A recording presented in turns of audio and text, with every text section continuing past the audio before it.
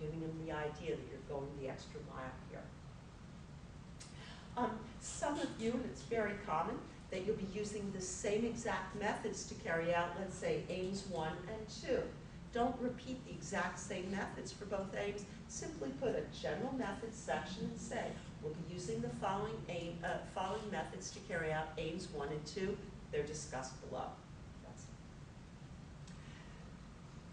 it. Big point. I wanted to end with a few pieces of advice.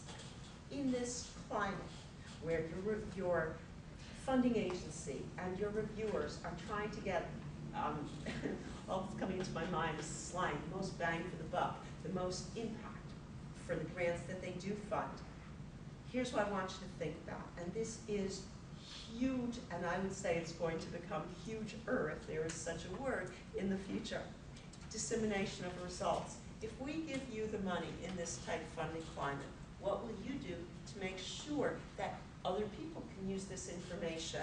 Not just giving a presentation at a conference, that's expected, not just publishing, but maybe you're putting together, gosh, all this information about genomics that you're doing. Database on the website so that other teams can use it.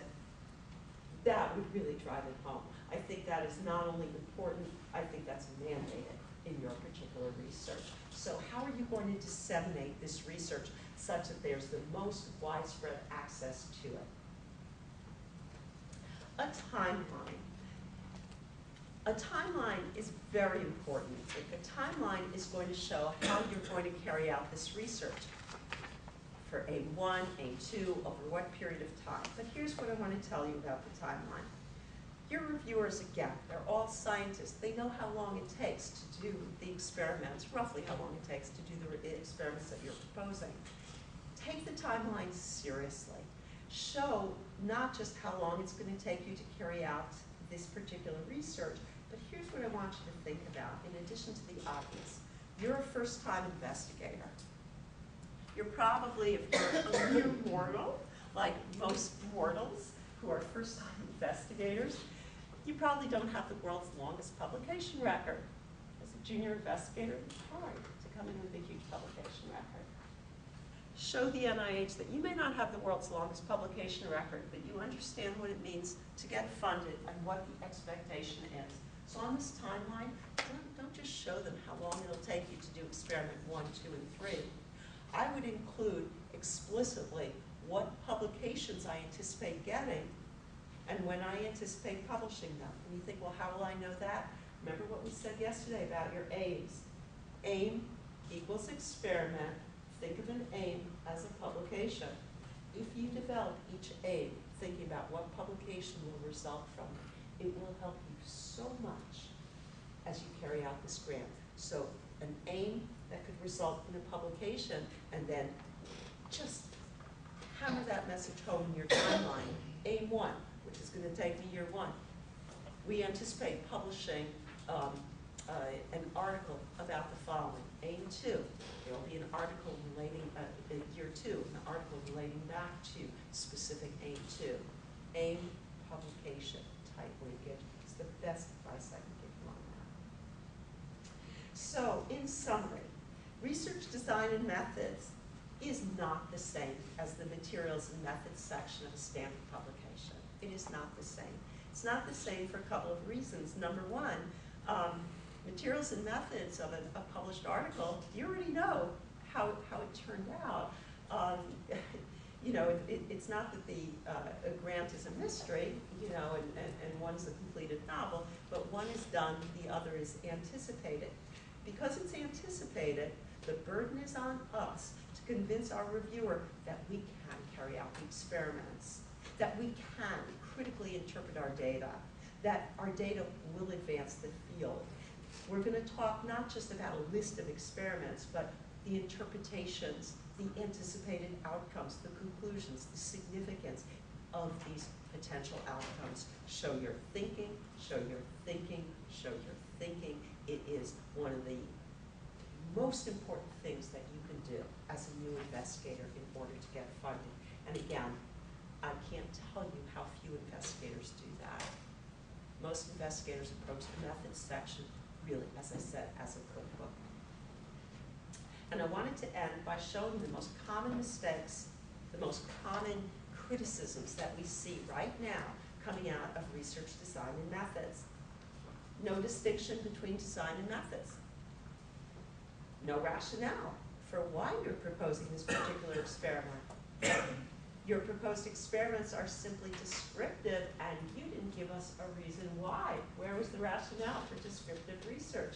Will descriptive research cut muster, pass muster? Sure it will, but only if you explain it. We know it's not the most common research that's funded. Explain it. Don't get caught in the trap. Explain it.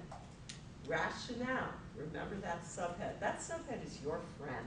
If I'm doing descriptive research under rationale, it's a descriptive study. Here's the reason why.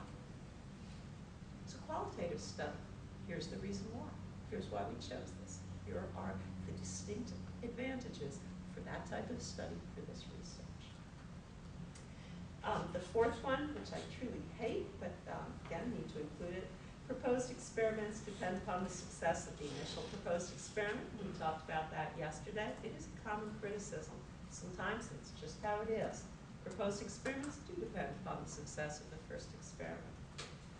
Insufficient methodological detail, very common. Selection of methods not justified. Insufficient data analysis section, no discussion of alternative approaches and what problems may occur. And the one that's sort of coming into vogue, if you will, as I said a moment ago, criticisms almost come in and out of fashion, in and out of popularity. The one that's really becoming popular, we never used to see it. It's a very new criticism. It's becoming quite common, is lack of evaluation criteria. And this is going to apply to many. Those of you who are doing descriptive or qualitative research, use this to your advantage. This is a common criticism. How are you going to determine success or failure of your aims? For those of you who are doing qualitative descriptive research, talk about how you will define success. And you can head off so many criticisms in this way. So how will you evaluate success in this descriptive study? I think that can be just enormously helpful to diffuse a potential criticism. So the thing I want to end with is, it's funny, when I looked at this list of criticism, the thing that was so striking to me when you look at it, you didn't distinguish design methods, you didn't give a rationale, you used descriptive experiments, no rationale for that, not enough methodological detail, you didn't justify your methods, not enough data analysis, you didn't include alternative approaches, you didn't include evaluation criteria. So what's really striking here is that the vast majority of the most common criticisms of the research design and methods really aren't about your science. They're about how you wrote about your science. They are problems with writing, absences, gaps, lacks in the writing, not in the science. And that was very striking to me as I looked at this list. How important is good writing? When I use the word Humpty Dumpty said, it means exactly what I choose it to mean, neither more nor less. The question is, said Alice, whether a word can mean so many different things. The question is, replied Humpty Dumpty, who is to be master. That's all. Well, we know what happened to Humpty Dumpty, right? So we're going to learn on Humpty Dumpty's time. Words matter. The way you write your grant matters. It matters enormously. Make sure that you have as many people as you can get to read this grant. And if there's one thing I hope you will do, and it's funny, you know, the thing that I've tried to do at the University of Maryland where I work, I have people work in groups. So it's, you know, groups of junior faculty where they review each other's grants. And you think, well, their grant is in an area that's really different from mine. Doesn't matter. Your reviewers aren't all going to have the same expertise. Conduct mock reviews. Get people reading your grant. And when I say people reading your grant, sometimes people think, well, I know what I'll do. You know, my boyfriend's a doctor. I'll give it to him to read. Okay, that's great. That's a point of departure. But you know what? He's your boyfriend. He's not a fool. He's not going to critic. He's going to say, oh, boy, this is so brilliant. As are you. Show it